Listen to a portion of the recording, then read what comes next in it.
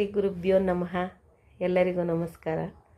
ಈ ದಿನ ನಾನು ಚಿಂತೆ ಅಂತಕ್ಕಂಥ ಒಂದು ವಿಷಯವನ್ನು ಆಯ್ಕೆ ಮಾಡಿಕೊಂಡು ಅದರ ಬಗ್ಗೆ ಎರಡು ಮಾತುಗಳನ್ನು ಆಡೋದಕ್ಕೆ ಇಷ್ಟಪಡ್ತೇನೆ ಸ್ನೇಹಿತರೆ.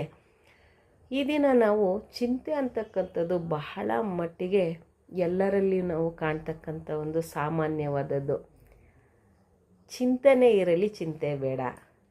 ಏಕೆಂದರೆ ಚಿಂತೆ ಅಂತಕ್ಕಂಥದ್ದು ಸಣ್ಣ ಒಂದು ಕಿಡಿಯಾದರೂ ಅದು ಬಹಳಷ್ಟು ಹೆಚ್ಚು ಒಂದು ಅತ್ಯಂತ ದೊಡ್ಡದಾದ ಒಂದು ಬೆಂಕಿಯನ್ನು ಸೃಷ್ಟಿ ಮಾಡಿ ನಮ್ಮಲ್ಲಿರ್ತಕ್ಕಂಥ ಆತ್ಮಶಕ್ತಿ ಮತ್ತು ಭೌತಿಕ ಶಕ್ತಿ ಆಗಿರ್ಬೋದು, ಜ್ಞಾನದ ಶಕ್ತಿ ಎಲ್ಲವನ್ನು ಸಹ ಹೀರಿಕೊಳ್ತಕ್ಕಂಥ ಒಂದು ಸ್ವಭಾವ ಆ ಒಂದು ಚಿಂತೆಗಿದೆ.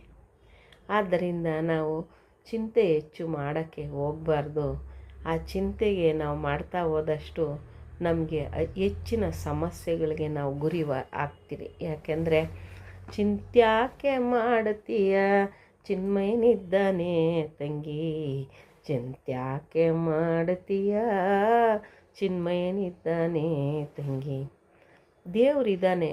ಆ ಚಿಂತೆಗೆ ನಾವು ಹೆಚ್ಚು ಬೆಲೆ ಕೊಟ್ಟಷ್ಟಕ್ಕಿಂತ ಮೊದಲೇ ದೇವರು ನಮಗೆ ಸೃಷ್ಟಿ ಮಾಡಿ ನಮಗೆ ಏನೇನು ಬೇಕೋ ಅದನ್ನು ನಮಗೆ ಜ್ಞಾನವನ್ನು ಕೊಟ್ಟಿದ್ದಾನೆ, ಒಳ್ಳೆಯ ಮನಸ್ಸು ಕೊಟ್ಟಿದ್ದಾನೆ, ಒಳ್ಳೆಯ ಹೊಂದಿಕೊಳ್ತಕ್ಕಂಥ ಒಂದು ಸ್ವಭಾವ ಕೊಟ್ಟಿದ್ದಾನೆ. ಅದನ್ನೆಲ್ಲ ಇಟ್ಕೊಂಡು ನಾವು ಚಿಂತೆಗೆ ನಾವು ಜಾರಿದರೆ ಅದು ಚೀತೆಯವರೆಗೂ ನಮ್ಮನ್ನು ಕರೆದುಕೊಂಡು ಹೋಗೋದಂತೂ ಖಂಡಿತ. ಏಕೆ ಈ ಸಾಮಾನ್ಯ ಜ್ಞಾನಿಗೆ ಚಿಂತೆ ಯಾಕೆ ಬರುತ್ತೆ? ನಮ್ಮಲ್ಲಿರ್ತಕ್ಕಂಥ ಒಂದು ದೃಢ ನಂಬಿಕೆ ಕಡಿಮೆ ಆಗಿದ್ದಾಗ, ಆತ್ಮವಿಶ್ವಾಸ ನಮಗೆ ಕಡಿಮೆ ಆದಾಗ ಆ ಒಂದು ಚಿಂತೆ ನಮ್ಮಲ್ಲಿ ವಾಸ ಮಾಡೋದಕ್ಕೆ ಬರುತ್ತೆ. ಉದಾಹರಣೆಗೆ ನಾವೆಲ್ಲಾದರೂ ಆಚೆ ಹೋಗಿರ್ತೀವಿ, ನಮ್ಮನ್ನು ಯಾರಾದರೂ ಒಂದು ಇಬ್ಬರು ಮೂವರು ಗಮನಿಸಿ ಏನಪ್ಪ ಇದು ಇವರು ಅಂತ ಅವ್ರು ಏನೋ ಮಾತಾಡ್ಕೊಳ್ತಿರ್ತಾರೆ. ಮನಸ್ಸಲ್ಲಿ ಏನಪ್ಪ ಇವರು ನನ್ನ ಬಗ್ಗೆನೇ ನನ್ನೇ ನೋಡ್ತಾ ಇದ್ದಾರೆ, ನನ್ನೇ ಮಾತಾಡ್ತಿದ್ದಾರೆ, ನನ್ನ ಬಗ್ಗೆನೇ ಏನೋ ಅಂದ್ಕೊಳ್ತಿದ್ದಾರೆ ಅಂತಕ್ಕಂಥ ಒಂದು ಭಾವನೆ ಅದೇ ನಮಗೆ ಚಿಂತೆಯಾಗಿ ಕಾಡ್ತಾ ಇರುತ್ತೆ. ಅದೇ ರೀತಿ ನಮ್ಮಲ್ಲಿರ್ತಕ್ಕಂಥ ಮಕ್ಕಳ ಭವಿಷ್ಯ ಆಗಿರ್ಬೋದು.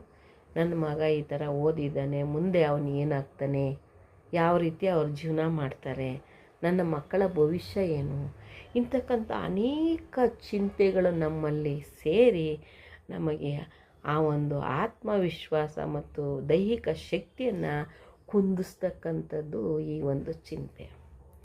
ಅದಕ್ಕೆ ಏನು ಮಾಡಬೇಕು ನಾವು? ಚಿಂತೆಗೆ ಏನು ಮಾಡಬೇಕು?